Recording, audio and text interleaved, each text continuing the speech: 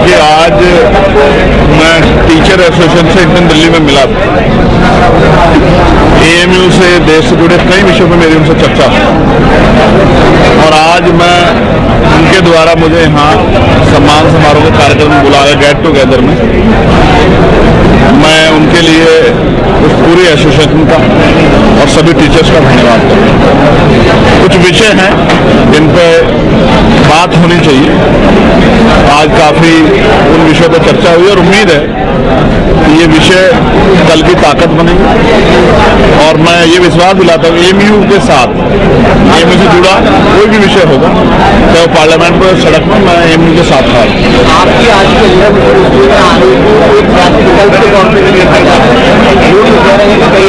उत्तर प्रदेश के अंदर मुसलमानों के ऊपर समाजवादी पार्टी अपना हक समझती है, वो हक छूटा हुआ नजर आ रहा है। देखिए, मैं लोगों ने आज यहाँ पर व्यवधान डालने की कोशिश करी है, समाजवादी पार्टी की जंग में कागजी अफदाद से क्या होता है, हिम्मत लड़ती है तादाद से क्या होता है। देखो, इन सब चीजों की फिक्र करेंगे। पहली बात तो मेरी लड़ाई उनसे नहीं जिनका आपने जिक्र किया, मेरी लड़ाई उनसे जो सत्ता में बैठे और उन्हीं से अपने लोगों के अधिकारों का प्रोटेक्शन करना है। अपने लोगों को सम्मान का जीवन दिलाने के लिए लड़ना पड़ेगा। तो मैं हवाएं तो मेरे यूं ही खिलाफ, मैं जिनसे लड़ रहा हूं उनको पता है और मैं लड़ता रहूंगा जब तक मेरे जैसे लाखों लोग जो हैं ये ना मान लें कि देश में संविधान का राज स्थापित है। ये मेरे हाथ में नहीं। इसका जब सवाल आपको उत्तर प्रदेश पुलिस से और उत्तर प्रदेश की सरकार से पूछना चाहिए। ये मैं फिर कह रहा हूँ, उनसे पूछो, आप पूछो कि एक जब मौजूदा सांसद जो है सुरक्षित नहीं है, उसकी गाड़ी पे हमला होता तो आम जनता क्या हाल है। ज्यादा सवाल क्या पूछ रहा था?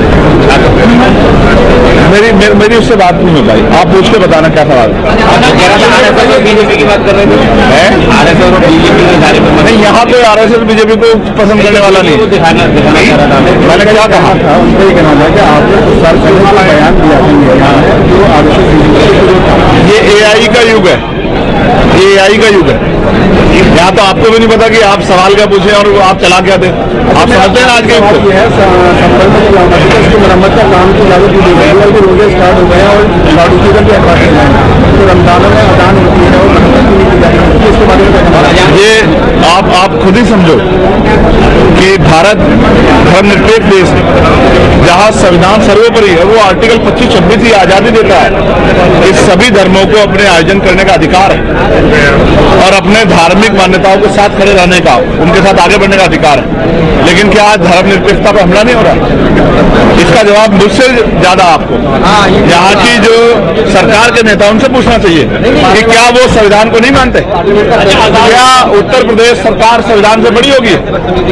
क्या वो संविधान को छोटा समझ के संविधान कुचलना चाहती है? तो ऐसा नहीं हो सकता।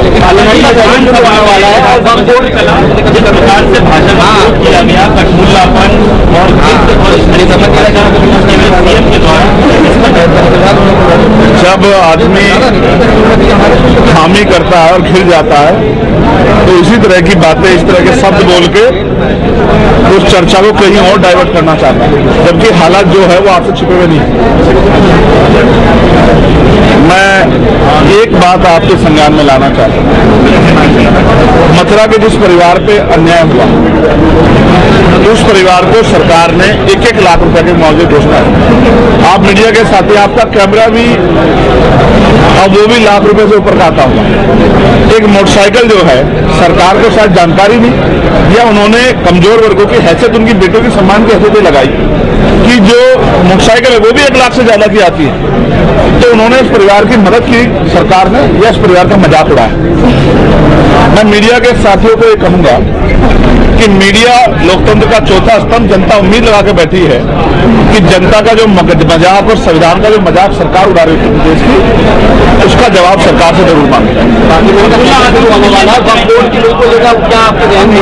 आप जानते हैं उस पर हम लोगों ने कितना जो है अपना जो पक्ष था वो रखा और किस तरह जेपीसी में, क्योंकि मैं पार्लियामेंट का हिस्सा हूं, किस तरह जेपीसी में बहुत सारे मतों को इग्नोर करके आगे बढ़ा गया।